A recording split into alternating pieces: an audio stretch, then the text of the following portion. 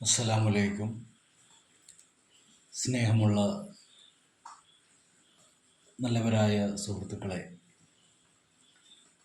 Sufism എന്ന് പറയുന്ന ഈ സംഭാഷണത്തിലൂടെ ഇത് ശ്രവിക്കുന്ന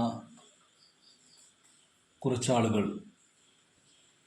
അവരുടെ ചില സംശയങ്ങൾ, അത്തരം വിഷയങ്ങളെക്കുറിച്ച് ഞാൻ അങ്ങനെയൊക്കെ പറയാനുണ്ടായ കാരണം എല്ലാവരും മനസ്സിലാക്കണം. സൂഫിസം എന്നുള്ളത് ഒരു പഠനം കൊണ്ട് നേടിയെടുക്കാൻ പറ്റുന്ന ഒന്നല്ല. നമുക്ക് പഠിക്കാൻ പറ്റും. കാരണം പഠനം എന്തിനാ? ഓരോ പഠനങ്ങളും ജീവിതത്തിൽ പകർത്താൻ വേണ്ടിയിട്ടാണ്. ഇപ്പോൾ ഒരു മദ്രസയിൽ പോയി നമ്മൾ പഠിച്ച് അതിലൂടെ പഠനം നടത്തി എനിക്കൊരു മദ്രസ അധ്യാപകനാകണം എന്ന് കരുതിയാൽ അതിനു വേണ്ടിയിട്ടുള്ള പഠനം നടത്തി നമുക്കൊരു അധ്യാപകനാകാം. അതുപോലെ തന്നെ പള്ളിയിലെ ഖത്തീബാകാം. അതിനൊക്കെ നമുക്ക് പാഠശാലകളുണ്ട്. അവിടെയൊക്കെ പോയി നമുക്ക് അത്തരം മേഖലകളിലൂടെ നമുക്ക് ഉദ്ദേശിക്കുന്ന കാര്യങ്ങളൊക്കെ ചെയ്യാൻ പറ്റും. ഒരു വക്കീലാകണമെങ്കിൽ, ഒരു ഡോക്ടറാകണമെങ്കിൽ, ഒരു എൻജിനീയർ ആകണമെങ്കിൽ ഇതിനൊക്കെ വിദ്യാലയങ്ങളുണ്ട്. അത്തരം സ്ഥലങ്ങളിൽ പോയി നമുക്ക് പഠനം നടത്തി അതിനൊരു സർട്ടിഫിക്കറ്റ് കിട്ടും. അതാണ് പിന്നെ നമ്മുടെ കയ്യിലുള്ള തെളിവ് എന്ന് പറയുന്നത്. ഇതാണ് സർട്ടിഫിക്കറ്റ്, ഞാൻ പഠിച്ചിട്ടുണ്ട് എങ്കിൽ. സൂഫിസത്തിൻ്റെ മാർഗത്തിൽ എത്തപ്പെടുക എന്നുള്ളതൊരു യോഗമാണ്.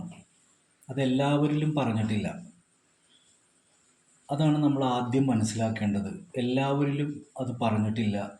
അത് പറഞ്ഞിരിക്കുന്നവർ അതിലേക്ക് എത്തപ്പെടും ഓട്ടോമാറ്റിക്കായിട്ട്. ഓരോ കാരണങ്ങളിലൂടെയാണ് അവരെത്തപ്പെടുന്നത്. അതിനൊരു കാരണമുണ്ടാവുകയും ആ കാരണത്തിലൂടെ ആ മേഖലയിലേക്ക് അവരെത്തപ്പെടും എന്നുള്ളതാണ് ഞാൻ മനസ്സിലാക്കിയ എൻ്റെ അറിവിൽ നിന്ന് പറയുന്നത്. അല്ലാതെ എവിടെയോ ഒരു ഷെയ്ഖ് ഉണ്ടെന്നും പറഞ്ഞ് അവിടെ പോയി നമ്മൾ ഇരുന്ന് കഴിഞ്ഞാൽ നമുക്ക് ആകെ കൺഫ്യൂഷനാകും. ഇപ്പോൾ ഇതിൽ ഒരു വ്യക്തി, അദ്ദേഹം ഒരു കാര്യം അതിൻ്റെ അകത്ത് ഇട്ടിട്ടുണ്ട്. ഞാൻ ചെന്നൊരു ഉസ്താദിനോട് ചോദിച്ചപ്പോൾ ആ ഉസ്താദ് പറഞ്ഞ മറുപടി, അതായത് ഷെയ്ഖന്മാരുടെ പുറകെ പോയാൽ എല്ലാം നഷ്ടപ്പെടും എന്ന് പറയുന്നൊരവസ്ഥ. അപ്പോൾ മൊയ്തീൻ ഷെയ്ഖും ഇവരൊക്കെ എന്ന് ചോദിച്ചപ്പോൾ അദ്ദേഹത്തിന് ദേഷ്യം വന്നു എന്ന് പറയുന്നൊരു സംഭവം അദ്ദേഹം എഴുതി. അത് വളരെ സത്യമാണ്. ഏത് ഉസ്താദന്മാരുടെ അടുത്ത് ചെന്നാലും, ഇപ്പോൾ നമ്മൾ മടവൂരിനെ കുറിച്ച് ഇപ്പോൾ ചെന്ന് ചോദിച്ചാൽ മടവൂരിനെ കുറിച്ച് ഇവരൊക്കെ ഒരുപാട് കാര്യങ്ങൾ നമുക്ക് പറഞ്ഞു തരും. വലിയ അത്ഭുതത്തോടു കൂടി പറഞ്ഞു തരും. കണ്ട പോലെയൊക്കെ, കാണാത്തവരാണെങ്കിലും കണ്ട പോലെയൊക്കെ നമുക്ക് പറഞ്ഞു തരുമ്പോൾ നമുക്ക് വല്ലാത്തൊരു അനുഭൂതിയായിരിക്കും. പക്ഷേ അവർ ജീവിച്ചിരുന്ന കാലത്ത് അവരോട് ചെന്ന് ഇതിനെക്കുറിച്ച് ചോദിച്ചു കഴിഞ്ഞാൽ അവർക്ക് അതിനൊരു ഉത്തരം ഉണ്ടാവില്ല. കാരണം ഭൂരിപക്ഷത്തിൻ്റെ അഭിപ്രായം നോക്കിയിട്ടേ അവർ ഉത്തരം പറയുള്ളൂ. അവർക്ക് ചിലപ്പോൾ വിശ്വാസം ഉണ്ടാവും, എന്തെങ്കിലും എങ്കിലും അവർ ഉറപ്പിക്കില്ല. കാരണം മഹാനായ CM വലിയുള്ളാഹി അവരുടെ ചരിത്രമൊക്കെ നമ്മൾ യൂട്യൂബിലും അതുപോലെ തന്നെ ഗൂഗിളിലും ഒക്കെ സെർച്ച് ചെയ്ത് കഴിഞ്ഞാൽ ചരിത്രം കിട്ടും. അതുകൊണ്ട് നമുക്ക് ചരിത്രം പറയേണ്ട ആവശ്യമില്ല. എന്നേക്കാൾ നന്നായിട്ട് ആലിമീങ്ങളൊക്കെ അവരുടെ ചരിത്രങ്ങളൊക്കെ പറഞ്ഞു വെച്ചിട്ടുണ്ട്. പക്ഷെ ഞാൻ കാണാൻ പോകുന്ന സന്ദർഭത്തിൽ എനിക്കുണ്ടായ ഒരു അനുഭവത്തെക്കുറിച്ചാണ് പറയുന്നത്. എന്താണ് അനുഭവം എന്ന് ചോദിച്ചു കഴിഞ്ഞാൽ അവരുടെ കറാമത്തുകളോ അല്ലെങ്കിൽ വലിയ മഹാനാണെന്നോ എന്നുള്ളതല്ല, മറിച്ച് അവിടെ ഒരു പള്ളിയുണ്ട്. ഈ മൂപ്പൻ്റെ വീട്ടിലാണ് മഹാനവർകൾ കിടന്നിരുന്നച്ചത്. സ്വന്തം വീട് വിട്ടു പോന്നിട്ട്, വീട്ടിലൊക്കെ അത്യാവശ്യം സൗകര്യങ്ങളൊക്കെ ഉള്ള വീട് തന്നെയാണ്. ആ വീട് വിട്ട് വേറൊരു വീട്ടിൽ വന്ന് കിടക്കുകയാണ്. അവർ ഈ ലോകത്തുനിന്ന് വിട പറയുന്നത് വരെ ആ മൂപ്പൻ്റെ വീടിൻ്റെ മുകളിലത്തെ നിലയിൽ ഒരു മരത്തിൻ്റെ ഒരു കോണിയിലൂടെ വേണം, ഒരു കോണിയുണ്ട്, അതിലൂടെ വേണം കയറി മുകളിൽ പോയി കാണാൻ. ഒരു മുറി അത്യാവശ്യം നല്ല സൗകര്യമുള്ളൊരു മുറിയാണ്. അതിൽ ഒരു കട്ടിലുണ്ട്, അതിലൊരു ബെഡുണ്ട്. അതിലാണ് അവർ ഇരിക്കുന്നതും കിടക്കുന്നതുമൊക്കെ. അപ്പോൾ ഞാൻ പറഞ്ഞു വരുന്ന വിഷയം എന്താണെന്ന് വെച്ചാൽ, ഞാൻ അവരെ കാണാൻ പോകുന്ന സന്ദർഭങ്ങൾ ഉണ്ടായിട്ടുണ്ട്, പല സന്ദർഭങ്ങൾ. കണ്ടത്, വളരെ വ്യക്തമായി കണ്ടത്, അവരുടെ മുമ്പിൽ ഒരു 15 മിനിറ്റ് നേരം ഞാനും അവരും തമ്മിലുള്ള ഒരു സംഭാഷണം, അത് അവിടെ കഴിഞ്ഞു പോയി. പിന്നീട് പലതവണയായിട്ടൊക്കെ പോയിട്ടുണ്ടെങ്കിലും അപൂർവമായിട്ടേ കാണാൻ കഴിഞ്ഞിട്ടുള്ളൂ. ബാക്കി അവിടെ നിന്നുകൊണ്ട് സംസാരങ്ങളും അതും ഇതുമൊക്കെ മറ്റുള്ളവരുടെ കഥകളൊക്കെ കേട്ടുകൊണ്ട് പോരലാണ്. 3 തവണയേ ഞാൻ പോയിട്ടുള്ളൂ. 3-ാം തവണ പോയത് വൈലത്തൂർ സയ്യിദ് യൂസഫ് കോയ തങ്ങൾ ബുഖാരി, ഇന്ന് അദ്ദേഹം ജീവിച്ചിരിപ്പില്ല. അവരും എൻ്റെ മഹലിലുള്ള ഒരു ഖത്തീബും തമ്മിലുള്ള ഒരു ചെറിയ ആശയക്കുഴപ്പം, സൂഫിസവുമായി ബന്ധപ്പെട്ട ഒരു ആശയക്കുഴപ്പത്തിൻ്റെ പേരിൽ അതിൻ്റെ തർക്കം തീർക്കുന്നതിനായിട്ട് അവരുടെ മുമ്പിൽ പോയ ഒരു സന്ദർഭമുണ്ട്. അങ്ങനെയാണ് വീണ്ടും ഒരു സന്ദർഭമുണ്ടായത്. ഇനി മറ്റൊരു കഥ പറയുന്നത്, ആ കഥയൊക്കെ പറഞ്ഞു കഴിഞ്ഞാൽ നിങ്ങൾക്ക് തലക്ക് വട്ടാവും. കാരണം അവരുടെ റൂട്ട്, അവരുടെ കഥകളൊക്കെ പറയുമ്പോൾ വലിയ പ്രശ്നം തന്നെയാണ്. ഇപ്പോൾ വലിയ വലിയ ആലിമ്യങ്ങളൊക്കെ തന്നെ മടവൂരിൻ്റെ ഉണ്ടായ അത്ഭുതങ്ങൾ പറയുമ്പോൾ അതിൻ്റെ താഴെ കമൻ്റ് ഇട്ടിരിക്കുന്ന ആൾക്കാരെയൊക്കെ നമുക്ക് കാണാം. തനിക്ക് ഭ്രാന്താണ്, അങ്ങനെയൊക്കെ എന്നൊക്കെ ചോദിക്കുന്ന ഉണ്ടായവരാണത് പറഞ്ഞത്. പക്ഷേ കേൾക്കുമ്പോൾ നമുക്കൊരിക്കലും അത് വിശ്വസിക്കാൻ പറ്റില്ല, ഒരിക്കലും അംഗീകരിക്കാൻ പറ്റില്ല. അത് കണ്ട് തന്നെ മനസ്സിലാക്കേണ്ട കാര്യങ്ങളാണ്. ഒരു കഥ പോലെ കേട്ടാൽ അത്രയും മനസ്സിലാക്കിയവർ അതിനങ്ങോട്ട് ഉൾക്കൊള്ളും. അല്ലാത്ത ആളുകൾക്ക് സംശയങ്ങൾ ഇങ്ങനെ ഉണ്ടായിക്കൊണ്ടിരിക്കും. അങ്ങനെയൊക്കെ ഉണ്ടാവുമോ, അങ്ങനെയൊക്കെ ശരിയാവുമോ, അതൊക്കെ അങ്ങനെ വരുമോ, അള്ളാഹ്ക്കല്ലേ എല്ലാ കഴിവുള്ളത്, മനുഷ്യന്മാർക്ക് എന്ത് കഴിവാണ് ഉള്ളത്? മനുഷ്യനിക്ക് തന്നെ ഒരുപാട് കഴിവുകളുണ്ടല്ലോ. എന്തെല്ലാം സാധനങ്ങളാണ് മനുഷ്യൻ കണ്ടുപിടിച്ചിരിക്കുന്നത്. മനുഷ്യൻ ഭൗതികമായിട്ട് കാണാൻ പറ്റുന്ന പല സാധനങ്ങളും കണ്ടുപിടിച്ചിരിക്കുന്നു. ആകാശത്ത് കൂടി പറക്കുന്ന വിമാനം, റോക്കറ്റുകൾ, അതുപോലെ തന്നെ ബഹിരാകാശ നിരീക്ഷണ കേന്ദ്രങ്ങൾ, രോഗത്തിന് മെഡിസിൻ, ആ ശരീരത്തിലെ ഓരോ പാർട്സുകളുടെ നിയന്ത്രണങ്ങൾ മനസ്സിലാക്കാനുള്ള സ്കാനിങ് സംവിധാനങ്ങൾ, മനുഷ്യന് സഞ്ചരിക്കാനുള്ള വാഹനങ്ങൾ എന്ന് വേണ്ട മനുഷ്യന് ചിന്തിക്കാൻ പറ്റുന്നതിൻ്റെ അപ്പുറം ചിന്തിച്ചുകൊണ്ട് നമ്മുടെ ഈ ലോകത്ത് പലതും ഉണ്ടായിട്ടുണ്ടെങ്കിൽ ഇതെല്ലാത്തിനും കണ്ടുപിടിച്ച ഒരാളുണ്ടാവും. എല്ലാവരും കൂടി കണ്ടുപിടിച്ചതല്ല. അത് കണ്ടുപിടിക്കാനായിട്ട് അതിന് യോഗ്യനായ ഒരാൾ എവിടെയോ ഉണ്ടായിട്ടുണ്ടാവും. ആ ഒരാളിൽ നിന്നാണ് ബാക്കിയുള്ളവരിലേക്കൊക്കെ പകരുന്നത്. അപ്പോൾ ഇതെല്ലാം പകർന്നു കൊടുക്കാൻ പറ്റുന്ന വിദ്യയാണ്. കാരണം കണ്ണുകൊണ്ട് കണ്ട് ബോധ്യപ്പെടുത്തി ചെയ്യാൻ പറ്റുന്ന പാർട്സുകൾ കൊണ്ടിട്ടുള്ള പ്രവർത്തനങ്ങളായതുകൊണ്ടിട്ട് അതിനൊക്കെ ഓരോ പേരുകൾ ഉണ്ടായത് കൊണ്ടിട്ട് അതിനൊക്കെ ഒരു ക്ലാസ് വെച്ചിട്ട് പഠനം നടത്തി അവനെ നല്ലൊരു മെക്കാനിക്കാക്കാം, അല്ലെങ്കിൽ നല്ലൊരു ഡോക്ടറാക്കാം, നല്ലൊരു എൻജിനീയർ ആക്കാനൊക്കെ പറ്റും. പക്ഷെ ഇതുപോലെ അവനെ പിടിച്ചിട്ടൊരു നല്ല സൂഫിയാക്കാൻ പറ്റൂല. അതാണ് വിഷയം. അതിനൊരു ക്ലാസ്സില്ല, അതിനൊരു വിദ്യാലയമില്ല.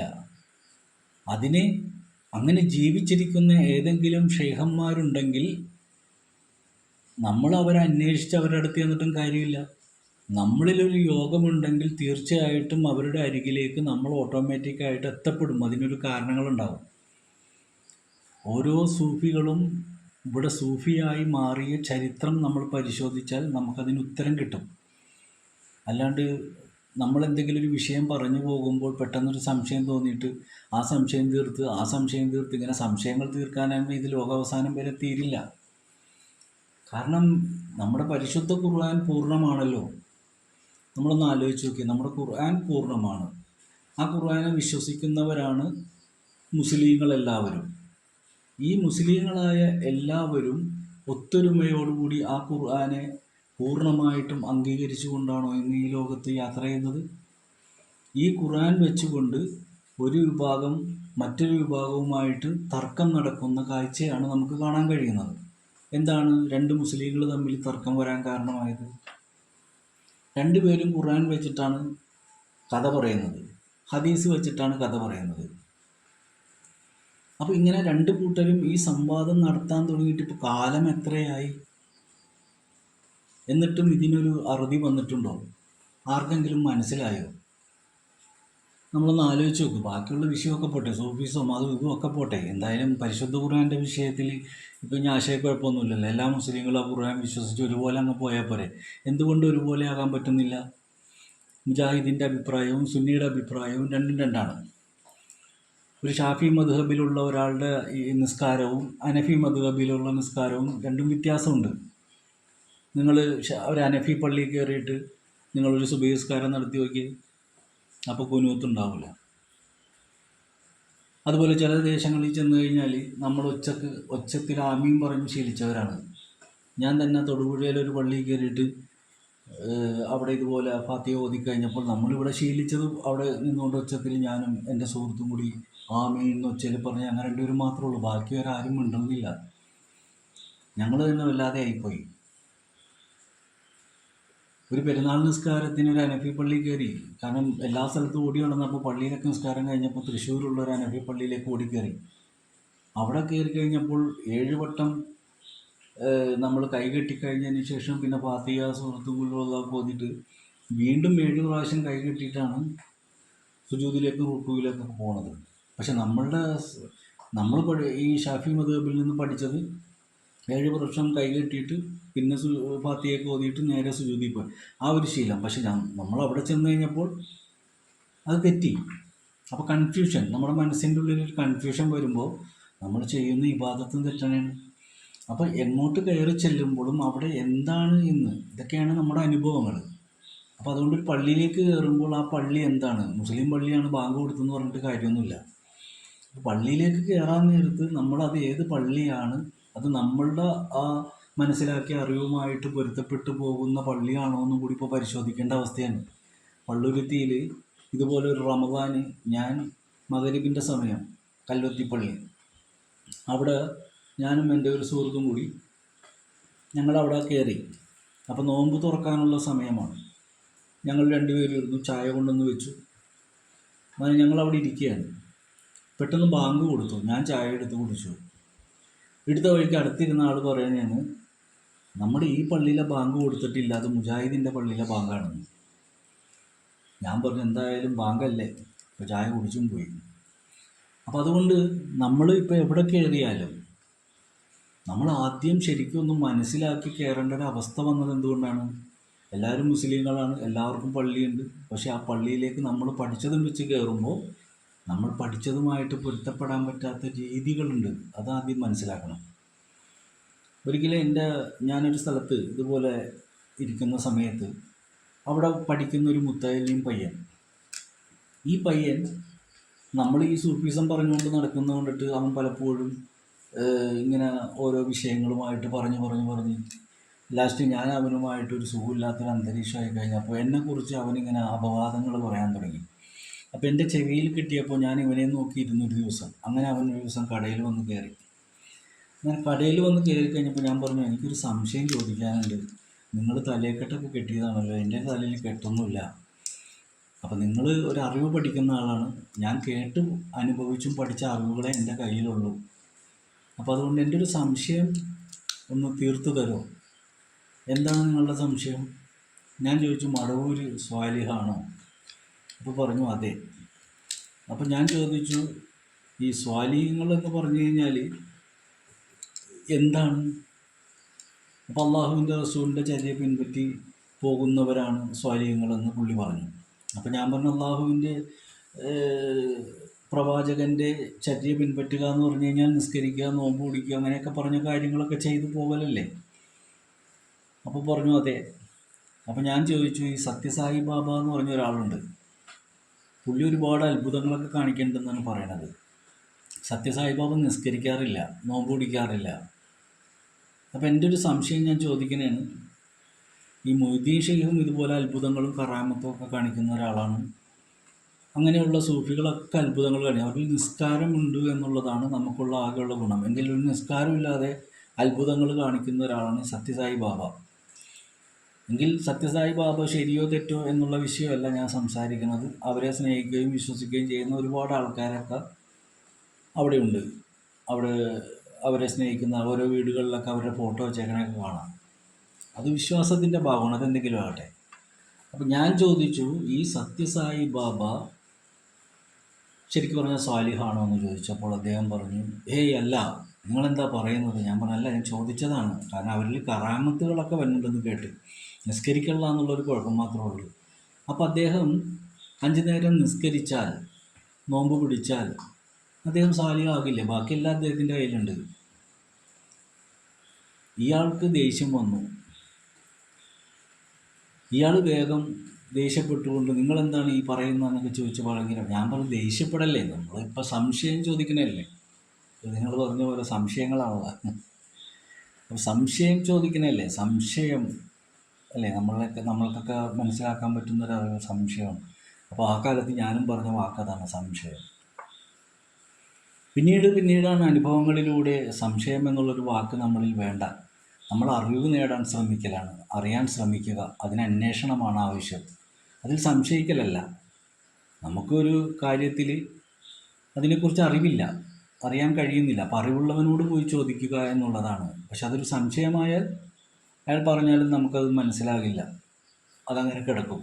അപ്പോൾ നമ്മുടെ മനസ്സിനെ ആദ്യം പറഞ്ഞ് പഠിപ്പിക്കുക, സംശയമല്ല, അറിവാണ് എനിക്ക് വേണ്ടത് എന്ന് നമ്മുടെ മനസ്സിനെ പറഞ്ഞ് പഠിപ്പിക്കണം. ചില സൈക്കോളജിസ്റ്റ് അല്ലെങ്കിൽ ചില മോട്ടിവേഷനൊക്കെ ചെയ്യുന്ന ആൾക്കാരൊക്കെ പറഞ്ഞു കേട്ടിട്ടില്ല, നിങ്ങൾ കടം എന്ന് പറയരുത്. കടമുണ്ട് നമുക്ക്. ഒരാളോട് ചെന്നിട്ട് നമ്മൾ പറയുമ്പോൾ എനിക്കൊരുപാട് കടമുണ്ടെന്നല്ലേ പറയാൻ പറ്റുള്ളൂ. പക്ഷെ മോട്ടിവേഷൻ ചെയ്യുന്ന ആൾക്കാർ പറയും, നിങ്ങൾ അങ്ങനെ ഒരു വാക്ക് തന്നെ പറയരുത്, നിങ്ങൾക്ക് കടമുണ്ടെന്ന് പറയാൻ പാടില്ല. അങ്ങനെ പറഞ്ഞു കഴിഞ്ഞാൽ നിങ്ങളുടെ ബ്രെയിൻ നിങ്ങളെ കടക്കാരനാക്കിക്കൊണ്ടിരിക്കും എന്ന് പറയുന്നു. അതിൻ്റെ പൊരുൾ എന്താണെന്നുള്ളത് നിങ്ങൾ തന്നെ അന്വേഷിച്ച് നോക്കുക. അപ്പം എന്നതുപോലെ സംശയം എന്നുള്ള വാക്ക് നമ്മുടെ ഉള്ളിൽ നിന്ന് വരാൻ പാടില്ല. നമ്മൾക്ക് അറിവാണ് വേണ്ടത്, അറിവിന് അന്വേഷണമാണ് വേണ്ടത്.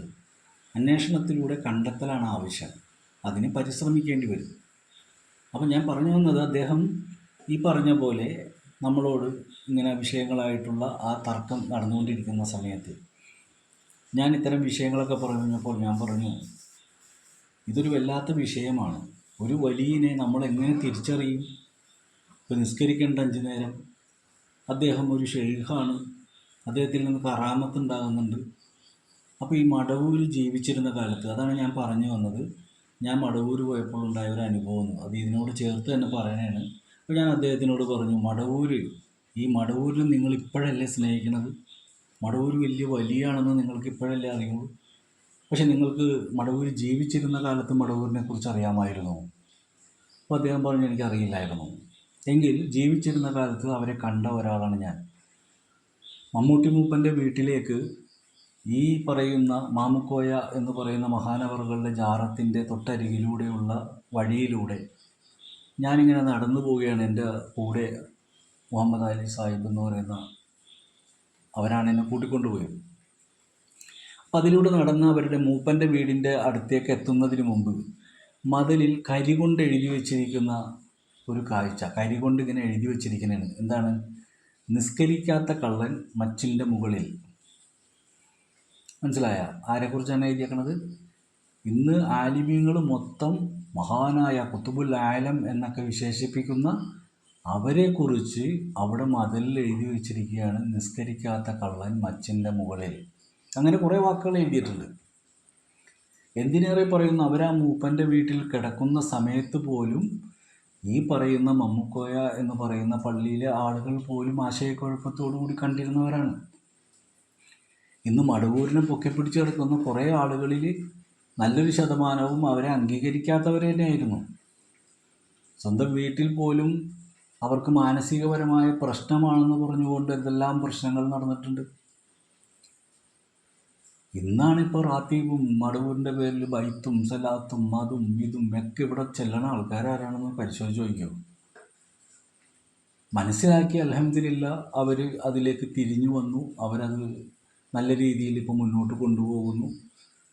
കുറേ ആൾക്കാരത് സത്യസന്ധമായിട്ട് എല്ലാ കൊല്ലവും ഷവ്വാൽ 4-ന് അവരുടെ ഉറൂസിൻ്റെ ദിവസം അവരെല്ലാവരും അവരവരുടേതായ രീതിയിൽ സ്മരണകൾ പുതുക്കുന്നുണ്ട്. ഞാനും അത് ചെയ്യുന്ന ഒരാളാണ്. അതിൽ തന്നെ പലതരത്തിലുള്ള വിമർശനങ്ങളുമായിട്ട് മുന്നോട്ട് പോകുന്ന ആൾക്കാരുണ്ട്. പണം ഉണ്ടാക്കാൻ വേണ്ടി ചെയ്യുന്ന പരിപാടിയാണെന്ന് പറയുന്ന ആൾക്കാരുണ്ട്. അപ്പം അതൊന്നും ഞാൻ കൈകടത്തുന്നില്ല, അതൊന്നും എൻ്റെ വിഷയത്തിൽപ്പെട്ട കാര്യങ്ങളല്ല.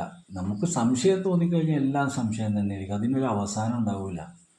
പിന്നെ സൂഫിസം എന്ന മേഖലയെക്കുറിച്ചിട്ട് നമ്മൾ സംശയത്തോടുകൂടി നോക്കിക്കഴിഞ്ഞാൽ മൊത്തം സംശയം തന്നെയാണ്. അറിയാനാണ് ആഗ്രഹിക്കണമെങ്കിൽ നമുക്ക് ഗൂഗിളിലൊക്കെ സെർച്ച് ചെയ്ത് കഴിഞ്ഞാൽ ഇഷ്ടം പോലെ ക്ലാസ്സുകളുണ്ട്. അറിയാനേ പറ്റുള്ളൂ എന്ന് വെച്ചിട്ട് സൂഫിയുടെ പാതയിലൂടെ ഒന്നും സഞ്ചരിക്കാൻ പറ്റില്ല. അതിന് നമ്മളിൽ നമ്മുടെ തലയിൽ അത് എഴുതിയിട്ടുണ്ടാകണം, എങ്കിൽ മാത്രമേ നമ്മൾ അതിലേക്ക് എത്തപ്പെടുള്ളൂ. അല്ലാതെ അങ്ങോട്ട് ഓടിക്കയറി ചെന്ന് ഇരിക്കാൻ പറ്റുന്നൊരു സ്ഥലമല്ല സൂഫിസം. ബാക്കി എല്ലായിടത്തും നമുക്ക് അഡ്മിഷൻ, ഇപ്പോൾ ഒരു കോളേജിൽ ഒരു അഡ്മിഷൻ കിട്ടാനായിട്ട് എന്തെല്ലാം പാടാണ്. നല്ല കാശ് വേണം, മാർക്ക് നോക്കും, ഇതൊക്കെ നോക്കിയിട്ടല്ലേ നമുക്ക് അഡ്മിഷൻ കിട്ടുന്നത്. എന്നതുപോലെ നമ്മുടെ മാനസികാവസ്ഥയുടെ ഒരു യോഗം പോലെയാണ് നമ്മൾ സൂഫികളിലേക്ക് എത്തപ്പെടുന്നത് എന്ന് ആദ്യം മനസ്സിലാക്കുക. അല്ലാതെ എവിടെയെങ്കിലും ഒരു ഷെയ്ഖ് ഉണ്ടെന്ന് പറഞ്ഞിട്ട് ഓടി അവിടെ ചെന്ന് കഴിഞ്ഞാൽ നമ്മൾ ഉടനടി മുരീദന്മാരൊന്നും ആകാൻ പോകുന്നില്ല. അതാദ്യം തിരിച്ചറിയണം. അതിനൊക്കെ ഒരുപാട് കടമ്പകൾ താണ്ടാനുള്ള മനക്കെട്ടി ഉണ്ടാവണം. അതുകൊണ്ടാണ് ഉസ്താദന്മാരുടെ അടുത്ത് എന്ന് ചോദിച്ചു കഴിഞ്ഞാൽ അവർ ഒരിക്കലും അതിനെ പ്രോത്സാഹിപ്പിക്കില്ല. കാരണം എന്താ, കള്ളനുമുണ്ട് നല്ലതുണ്ട്, അത് ഏതാണെന്ന് മനസ്സിലാക്കാൻ വലിയ പാടുമാണ്. അപ്പോൾ പെട്ടെന്നൊരാളോട് അത് ശരിയാണെന്ന് ഉറപ്പിച്ച് പറയാൻ ഇവർക്ക് പറ്റില്ല. ഈ പെരുന്നാളിന് നിലാവ് കാണുന്ന പോലെയാണ്.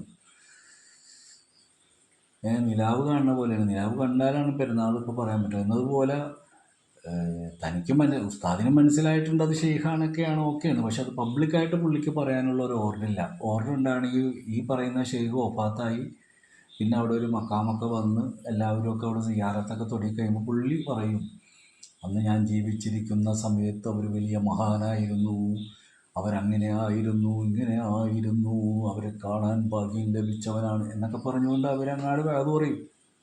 കാരണം ഇനിയിപ്പോൾ ആരും ഇവരടുത്തോട്ട് പോയാലും പ്രശ്നമില്ലല്ലോ.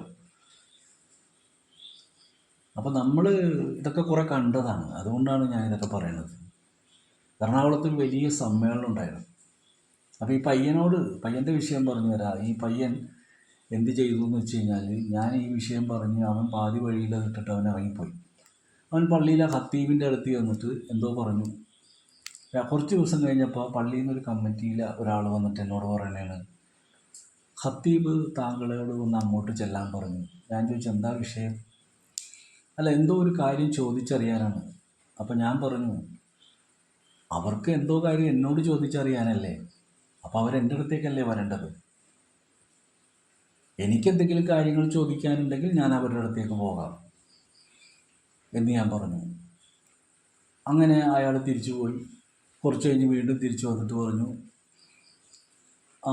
അദ്ദേഹം വരാമെന്ന് പറഞ്ഞു, പക്ഷേ നമ്മുടെ വീട്ടിലേക്ക് വരില്ല, നേരെ ഞാൻ താമസിക്കുന്നതിൻ്റെ മുമ്പിലുള്ള ഒരു ചെറിയ ഒരു സ്ഥലമുണ്ട്, അവിടെ വെച്ചിട്ട് സംസാരിക്കാൻ പറ്റുമോ? അപ്പോൾ എന്താണ് വിഷയം എന്ന് പോലും അറിയില്ല. എങ്കിലും ഞാൻ പറഞ്ഞു ശരി വരൂ സംസാരിക്കാം, അവിടെ നിന്നാലും സംസാരിക്കാം. അങ്ങനെ ഒരു ദിവസം പ്ലാൻ ചെയ്തു. ഞാൻ ചെന്നു, കുറച്ച് ആൾക്കാർ വന്നു, പള്ളിയിലെ കമ്മിറ്റിക്കാരൊക്കെ ഉണ്ട്. ഞാനും വന്നിരുന്നു. ഉസ്താദ് ഫാത്തിഹയൊക്കെ ഓതി. എന്നിട്ട് ഉസ്താദ് പറയുകയാണ്, താങ്കളെക്കുറിച്ച് ചില പരാതികൾ നമ്മുടെ കയ്യിൽ വന്നു. ഞാൻ ചോദിച്ചു എന്താണ് പരാതി? മൊഹീദ്ദീൻ ഷെയ്ഖും സത്യസായി ബാബയും ഒന്നാണെന്ന് താങ്കൾ പറഞ്ഞു. അപ്പോൾ തന്നെ എനിക്ക് കത്തി സംഭവം. അപ്പോൾ ഞാൻ പറഞ്ഞു ഓക്കെ, ഇനി എന്താണ് രണ്ടാമത്തെ വിഷയം? അല്ല, നിങ്ങൾ AP ഉസ്താദിനെ പരിഹസിച്ചു. ഞാൻ ചോദിച്ചു എങ്ങനെ? അല്ല, ഇത്തരം ആളുകളെ തിരിച്ചറിയാനാണെങ്കിൽ AP ഉസ്താദ് ഒരു ടെസ്റ്റർ കണ്ടുപിടിക്കണ്ടേ എന്ന് നിങ്ങൾ പറഞ്ഞു വന്നു. ഞാൻ ശരിക്കും പറഞ്ഞാൽ ചിരി വന്നിട്ട് സഹിക്കാൻ പറ്റുന്നുണ്ടായിരുന്നില്ല. അപ്പോൾ ഞാൻ പറഞ്ഞു കഴിഞ്ഞോ? അങ്ങനെ രണ്ട് വിഷയങ്ങളാണ് ഞാൻ പറഞ്ഞു. ഞാൻ പറഞ്ഞു ശരി, ഞാൻ മുഴുവനായിട്ട് സംസാരിച്ച വിഷയം പാതിയായിട്ട് നിങ്ങളുടെ അടുത്ത് എത്തിച്ച മുത്തലീമിനെ ആദ്യം ഞാൻ നന്ദി പറഞ്ഞതാണ്. എന്തായാലും നിങ്ങളോട് എനിക്ക് ബഹുമാനമുണ്ട്. കാരണം നിങ്ങളുടെ ഉള്ളിൽ ആ സംശയം, ഈ പറഞ്ഞ നമ്മുടെ സംശയം വെച്ചുകൊണ്ട് ഇരുന്നില്ലല്ലോ, നിങ്ങൾ ചോദിച്ചറിയാൻ വന്നല്ലോ. അപ്പോൾ ആ സംശയം എന്താണ്? അതൊരു സംശയമാണ്. വിഷയങ്ങൾ മനസ്സിലാക്കാനാണ് ഞാൻ എടുത്തു പറഞ്ഞത്. അതൊരു സംശയമാണ്. ഒരാൾ ചെന്ന് പറഞ്ഞപ്പോൾ അയാൾക്കൊരു സംശയം വന്നു. അദ്ദേഹം വന്നത് അറിവ് നേടാനല്ല, അയാൾക്കുണ്ടായ സംശയം തീർക്കാൻ വന്നതാണ്. അറിവ് നേടുന്നതും സംശയങ്ങളും രണ്ടും രണ്ടാണെന്നാണ് ഞാൻ പറയുന്നത്. ഒരു സ്കൂളിൽ ചെന്നിട്ട് നമ്മൾ പഠിക്കാനിരിക്കുമ്പോൾ ടീച്ചർ പറഞ്ഞു തന്നൊരു കാര്യത്തിൽ സംശയമാണെങ്കിൽ ആ സംശയം ടീച്ചർ പറഞ്ഞു തന്നതുകൊണ്ട് മാറില്ല. നമ്മൾ അറിയാൻ ശ്രമിക്കണേ. ഒന്നും രണ്ട്, ആ ശരി രണ്ട്, അത് നമ്മൾ വിശ്വസിച്ചു. അല്ലാതെ മൂന്നാണെന്നൊരു സംശയം വന്നാൽ എന്ത് ചെയ്യും? വേറൊരാൾ പറഞ്ഞു എടാ ഇങ്ങനെയാണ് മൂന്നാണ്. അപ്പം അങ്ങനെ ഒരു അർത്ഥമില്ല. അപ്പം നമ്മൾ അറിയേണ്ട കാര്യങ്ങളിൽ ഒരു സത്യമുണ്ട്. ആ സത്യം അത് സത്യം തന്നെയാണ്. അതിനങ്ങോട്ടും ഇങ്ങോട്ടും എടുത്ത് മാറ്റാൻ പറ്റില്ല. അപ്പം അറിയാൻ ശ്രമിക്കലാണ്. അപ്പം ഇദ്ദേഹത്തിൻ്റെ വിഷയം സംശയമാണ്. കാരണം അവൻ ചെന്ന് സംശയാലു ആക്കി അവനെ. ആരെ? ഈ ഖത്തീബ് എന്നെ വിളിച്ച് ഈ വിഷയം അവതരിപ്പിച്ചപ്പോൾ ഞാൻ പറഞ്ഞു, അദ്ദേഹത്തെ പല പ്രാവശ്യം ഞാൻ കണ്ടിട്ടുണ്ട്. അദ്ദേഹം എന്നെക്കുറിച്ച് വളരെ മോശമായ പ്രചരണങ്ങളൊക്കെ നടത്തി. അതുമായി ബന്ധപ്പെട്ട് എനിക്ക് വന്ന ഒരു വിഷയം ഞാൻ ചോദിച്ചറിയാനായിട്ട് അദ്ദേഹത്തിനോട് എൻ്റെ സ്ഥാപനത്തിൽ വന്നപ്പോൾ ഞാൻ അദ്ദേഹത്തിനെ വിളിച്ച് ഞാൻ എൻ്റെ അറിവ് അദ്ദേഹത്തിൻ്റെ മുൻപിൽ പങ്കുവച്ചു. അദ്ദേഹം അതിന് പൂർണ്ണത തരാതെ ഇറങ്ങിപ്പോയി. പക്ഷേ ഈ വിഷയങ്ങളൊക്കെ പറയുന്നതിന് മുമ്പ് ആദ്യം ഒരു കാര്യം എനിക്ക് പറയാനുണ്ട്.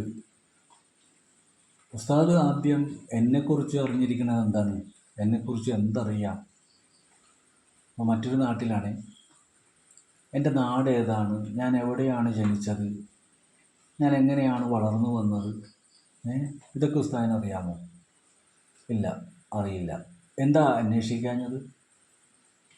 അന്വേഷിക്കണ്ടേ? ഞാൻ ആരാണെന്ന് അന്വേഷിച്ച് അറിഞ്ഞിട്ട് വേണ്ടേ എന്നെ വിളിക്കാൻ? ഈ ഒരു വിഷയം മാത്രം ചോദിക്കാൻ വിളിച്ചാൽ എങ്ങനെ ശരിയാവും? കാരണം ഇവിടെ നിരീശ്വരവാദികളുണ്ട്, യുക്തിവാദികളുണ്ട്, മുജാഹിദുണ്ട്, ജമാഅത്തെ ഇസ്ലാമിയുണ്ട്, തബ്ലീഗുണ്ട്, ഖാദിയാനിയുണ്ട്, ഇങ്ങനെ പലതുണ്ട്. ഇതിലേതാണ് ഞാനെന്നിപ്പോൾ എങ്ങനെ അറിയും? ഉസ്താദ് സുന്നിയാണ്. ഞാൻ സുന്നിയാണോ എന്നുള്ളത് ഉസ്താദിനെ എങ്ങനെ അറിയാം? ഉസ്താദ് സുന്നി സംബന്ധമായൊരു വിഷയം ചോദിക്കാൻ എന്നെ വിളിച്ചിരിക്കുന്നത്. അപ്പോൾ ആദ്യം അന്വേഷിക്കണ്ടേ ഞാൻ എന്താണെന്ന്? ജമാഅത്തെ ഇസ്ലാമിയാണോ, ഖാദിയാനിയാണോ, തബ്ലീഗാണോ? ഇവരൊക്കെ പരിഹസിക്കണ്ടല്ലോ. അപ്പോൾ ഞാൻ ആരാണെന്ന് മനസ്സിലാക്കിയിട്ട് വേണ്ടേ എന്നെ വിളിക്കാൻ? അത് അന്വേഷിച്ചിട്ട് വേണ്ടേ? കാരണം മുജാഹിദുകാർ ഇപ്പോൾ കളിയാക്കുന്നില്ലേ? അപ്പോൾ ഒരു മുജാഹിദുകാരനെ കളിയാക്കി കൂടെ എന്ന് ഉസ്താദ് എന്താ ചിന്തിക്കാതിരുന്നത്? അപ്പോൾ അദ്ദേഹം ഒന്നും മിണ്ടിയില്ല. അങ്ങനെ ഞാൻ എൻ്റെ വിഷയങ്ങളൊക്കെ പറഞ്ഞ് ബോധ്യപ്പെടുത്തി. ഞാൻ ജനിച്ചു വളർന്നത് എറണാകുളം ജില്ലയിലെ കലൂരെന്ന് പറയുന്ന സ്ഥലത്താണ് എൻ്റെ ജനനം. ഞാൻ എൻ്റെ ചരിത്രങ്ങളൊക്കെ പറഞ്ഞു.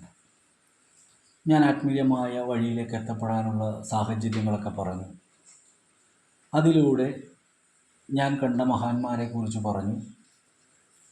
എല്ലാം ബോധ്യപ്പെടുത്തിക്കൊണ്ട് ഞാൻ ആ കടയിൽ വെച്ചുണ്ടായ വിഷയത്തെക്കുറിച്ച് പറഞ്ഞു. ആരാണ് സ്വാലിഹ്? സ്വാലിഹ് എന്ന് പറഞ്ഞാൽ എന്താണ് അർത്ഥം? അള്ളാഹുവിൻ്റെ റസൂലിൻ്റെ ചര്യ പിൻപറ്റുന്നവരാണ് സ്വാലിഹ്കളെന്ന് പറഞ്ഞു. മടവൂർ സാലിഹാണോ എന്ന് ചോദിച്ചു. ആണെന്ന് പറഞ്ഞു. അപ്പോൾ സത്യസായി ബാബ നിസ്കരിക്കുന്നില്ല, മൊയ്തീൻ ഷെയ്ഖും സാലിഹാണോ എന്ന് ചോദിച്ചപ്പോൾ സാലിഹാണെന്ന് പറഞ്ഞു. ഞാൻ പറഞ്ഞു സത്യസായി ബാബയിൽ അത്ഭുതമുണ്ട്, മൊയ്തീൻ ഷെയ്ഖിൽ അത്ഭുതമുണ്ട്. നിസ്കാരം നോക്കുമ്പോൾ മൊയ്തീൻ ഷെയ്ഖ് നിസ്കരിച്ചിട്ടുണ്ട്, സത്യസായി ബാബ നിസ്കരിച്ചിട്ടുമില്ല. അപ്പോൾ സത്യസായി ബാബ 5 നേരം നിസ്കരിച്ചാൽ സ്വാലിഹ് ആകൂലെന്ന് ചോദിച്ചപ്പോൾ അദ്ദേഹം ആകില്ല എന്നാണ് പറഞ്ഞത്. അപ്പോൾ ഒരു റസൂലുള്ളാഹിൻ്റെ ചര്യ ഒരാൾ പിൻപറ്റിയാൽ അയാൾ സ്വാലിഹ് ആകൂലേ? അത് സത്യസായി ബാബ കള്ളനോ ആരും ആയിക്കോട്ടെ, ആ ചര്യ പിൻപറ്റിക്കഴിഞ്ഞാൽ അയാൾ സ്വാലിഹ് ആകൂലേ എന്ന് ചോദിച്ചപ്പോൾ അയാൾ എന്നോട് തട്ടോത്തരം പറഞ്ഞ് ഇറങ്ങിപ്പോവുകയാണ് ചെയ്തത്. പിന്നെ AP ഉസ്താദിനെ പരിഹസിച്ചു എന്നുള്ളതാണ് രണ്ടാമത്തെ വാക്ക്. ആ ഒരു വിഷയം ഞാൻ സംസാരിച്ചിട്ടില്ല. ഞാൻ ചോദിച്ചത് നിങ്ങൾ പഠിക്കുന്നത് എവിടെയാണെന്ന് ചോദിച്ചു. അദ്ദേഹം പറഞ്ഞു മർക്കസിലാണെന്ന് പറഞ്ഞു. അപ്പോൾ AP ഉസ്താദിനെ നിങ്ങൾ അറിയുമോ എന്ന് ചോദിച്ചു. ആ ഉസ്താദിനെ അറിയുമെന്ന് പറഞ്ഞു. ഞാൻ ചോദിച്ചു കണ്ടിട്ടുണ്ടോ എന്ന് ചോദിച്ചപ്പോൾ പറഞ്ഞു കണ്ടിട്ടുണ്ടെന്ന് പറഞ്ഞു. അപ്പോൾ ഞാൻ ചോദിച്ചു അദ്ദേഹത്തിൻ്റെ കൂടെ ഇരുന്നിട്ടുണ്ടോ എന്ന് ചോദിച്ചു. അദ്ദേഹം പറഞ്ഞു ഇരുന്നിട്ടില്ല എന്ന് പറഞ്ഞു. അങ്ങനെ കുറച്ച് ചോദിച്ചു വന്നപ്പോഴാണ് അദ്ദേഹം ഇറങ്ങിപ്പോയതെന്നും പറഞ്ഞു. അപ്പോൾ ആദ്യത്തെ വിഷയം ഇതാണ്, ഞാൻ ചോദിച്ചത് ഇതാണ്. അതിനുത്തരം പറയാതെയാണ് അയാൾ ഇറങ്ങിപ്പോയത്.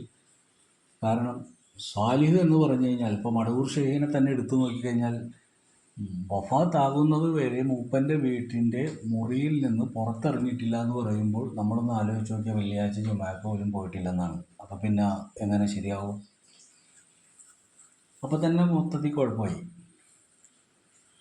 എന്നാൽ മടവൂരിനെ ഏറ്റവും അധികം അംഗീകരിക്കുന്ന ആലിമ്യങ്ങൾ ഇവിടെയുണ്ട്. അവരുടെ കഥ എങ്ങാനും ചെന്ന് നിസ്കരിക്കാത്ത കാര്യം അതൊക്കെ വേറെ വഴിയാണെന്ന് പറയും. അതെ, ആ വേറെ വഴിയാണ്. ആ വേറെ വഴി മനസ്സിലാക്കണമെങ്കിൽ വലിയ പാടാണ്.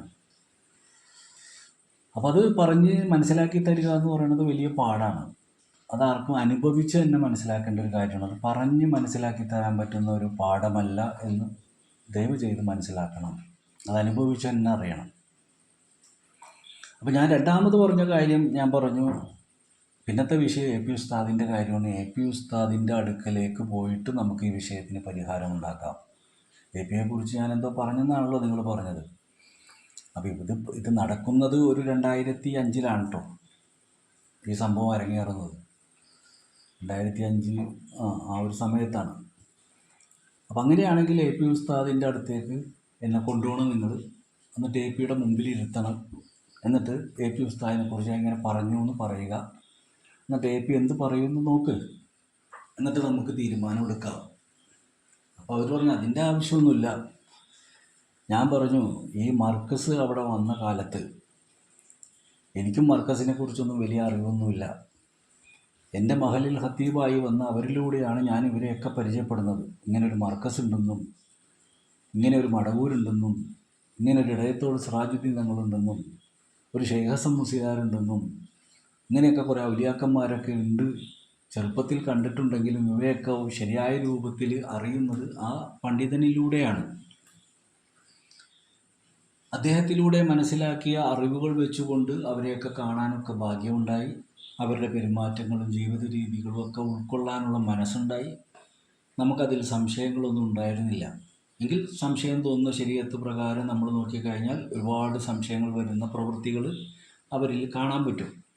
പക്ഷെ നമുക്കതിൻ്റെ റൂട്ട് മനസ്സിലായത് കൊണ്ടിട്ട് നമുക്ക് സംശയങ്ങൾ ഉണ്ടായിട്ടില്ല. അപ്പോൾ അതുകൊണ്ട് ഞാൻ പറഞ്ഞു എ പി ഉസ്താദ് എറണാകുളത്ത് വലിയൊരു സമ്മേളനം നടക്കുന്നു, എറണാകുളം സമ്മേളനം. ഈ എറണാകുളം സമ്മേളനം നടക്കുന്ന സമയത്ത് ആ സമ്മേളനത്തിൻ്റെ ചെയർമാനാണ് ഞാൻ ഉള്ള പള്ളിയിലെ ഖത്തീബ്. അവരായിരുന്നു അതിൻ്റെ ചെയർമാൻ. അപ്പോൾ ആ സമ്മേളനം അവിടെ അരങ്ങേറുന്ന സമയത്ത് അതുമായി ബന്ധപ്പെട്ടുകൊണ്ട് അതിൻ്റെ ഒരു വാളണ്ടിയറായി നിന്നുകൊണ്ട് അവിടെ SYS എന്ന് പറയുന്ന പ്രസ്ഥാനത്തിൽ നിന്ന് പ്രവർത്തിച്ചൊരു വ്യക്തിയാണ് ഞാൻ.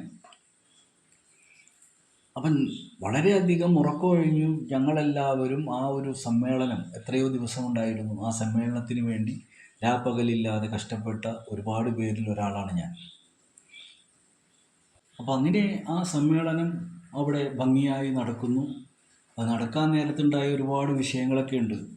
അതൊക്കെ പറഞ്ഞാൽ തീരില്ല. കാരണം ആ സമ്മേളനത്തിന് സ്റ്റേ ഓർഡറൊക്കെ വന്നിട്ട് പിന്നീട് മടവൂർ ഷെയ്ഖിൻ്റെ ചില വാക്കുകളും അതിലുണ്ടായ മാറ്റങ്ങളൊക്കെ വലിയ വലിയ അത്ഭുതങ്ങൾ അതിൻ്റെ പുറകിലുണ്ടായിട്ടുണ്ട്. അതൊക്കെ ഞാൻ പറയുന്നില്ല. അപ്പം അന്ന് അവിടെ വാളണ്ടിയറായിട്ട് നിൽക്കുന്ന സമയത്ത് ഈ നോർത്ത് ഓവർ ബ്രിഡ്ജിൽ നിന്നും വണ്ടി ഇറങ്ങി വരുമ്പോൾ അവിടുത്തെ ട്രാഫിക് സെക്ഷനിലായിരുന്നു ഞാൻ നിന്നിരുന്നത്. സമ്മേളനത്തിന് വരുന്ന ആൾക്കാരെയൊക്കെ ഗ്രൗണ്ടിലേക്ക് തിരിച്ചുവിടാനൊക്കെ ആയിട്ട് നിൽക്കുന്ന ഒരു വാളണ്ടിയറാണ്. അങ്ങനെ ഞാൻ അവിടെ നിൽക്കുന്ന സമയത്ത് ഒരു നാഷണൽ പെർമിറ്റ് ലോറി പാലത്തിൻ്റെ മുകളിൽ നിന്ന് താഴേക്ക് ഇറങ്ങി വരികയാണ്.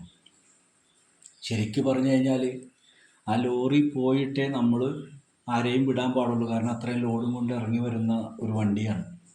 പക്ഷെ അപ്പോഴത്തെ മൈൻഡിൽ നമ്മളെ സംബന്ധിച്ചിടത്തോളം നമ്മുടെ ഉള്ളിൽ ഈ കിടക്കുന്ന ഒന്ന് നമ്മളുടെ പ്രായം അതാണ്, രണ്ട് ഈ പറഞ്ഞ പോലെ തന്നെ ലോറി ഇറങ്ങി വരുന്ന കാണുന്നു. ഒപ്പം അവിടുന്ന് മറ്റ് ചെറിയ റൂട്ടിൽ നിന്ന് എ പി ഉസ്താദിൻ്റെ വണ്ടി വരികയാണ്. കാരണം ഈ റോഡ് ക്രോസ് ചെയ്ത് പോകണം.